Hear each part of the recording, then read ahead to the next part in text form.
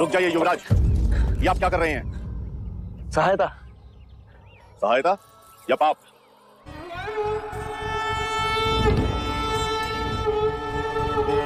पाप? कैसे पाप? क्या आप नहीं जानते? ये एक शूद्र है और तुम ओछी जाति के। युवराज को रोकते तक नहीं, दंडवत होके क्षमा मांगो युवराज से। ठहरो ठहरो, ये हमसे क्षमा क्यों मांगे?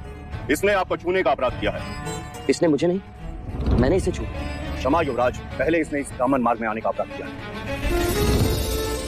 कैसा अपराध? ये मार्ग सबके लिए है। ये सृष्टि, ये जल, वायु, मिट्टी, ये ईश्वर का अपराधी है और इसे दंड मिलना चाहिए। उसी ईश्वर ने इसे बनाया है जिसने तुमको, और यदि ये ईश्वर का अपराधी है तो इसे ईश्वर ही दंडित करेगा। तुम होते कौन है इसे दंडित करने वाले?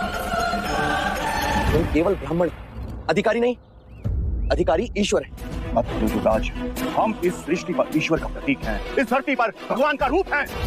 केवल हम वेदांती पूजा पाठ कर्म से पुण्य के अधिकारी हैं, पुण्य के। यदि ये सत्य है तो कर लेते हैं तुम में और इसमें तुलना।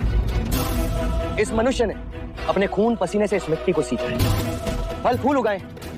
क्या तुम्हारे वेदांत इन्हें मुरझाने से रोक सकते हैं?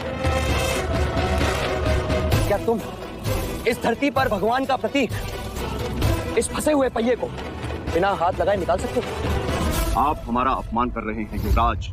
अपमान तो आप इस मनुष्य का कर रहे हैं। मत भूलिए युवराज, आप धर्म पर विवाद कर रहे हैं, धर्म पर। मैं मनुष्यता को बचा रहा हूं विप्र। विवाद धर्म पर नहीं, धर्म के नाम पर उठ रही घृणा पर। धर्म की सार्थकता संपूर्ण मानव जाति को एक करने में है, उसे जोड़ने में है, ना कि तोड़ने में। वर्ण कर्म के अनुसार, ना कि धर्म के अनुसार।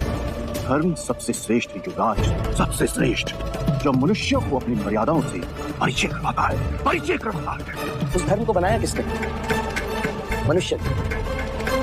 हम कहते हैं कि हम सब मनु की संतान हैं, ब्रह्मा के वंशज। क्या कभी आपने शंकर की जाति पर पूछा है? कभी आपने ब्रह्मा के गोत्र को पूछा है? या कभी विष्णु के वर्ण को पूछा है? जब हम एक मनु की संतान हैं, तो ये भी उतना ही ब्राह्मण है जितना कि तुम, और यदि नहीं तो तुम भी उतने ही शूद्र हो जितना कि ये।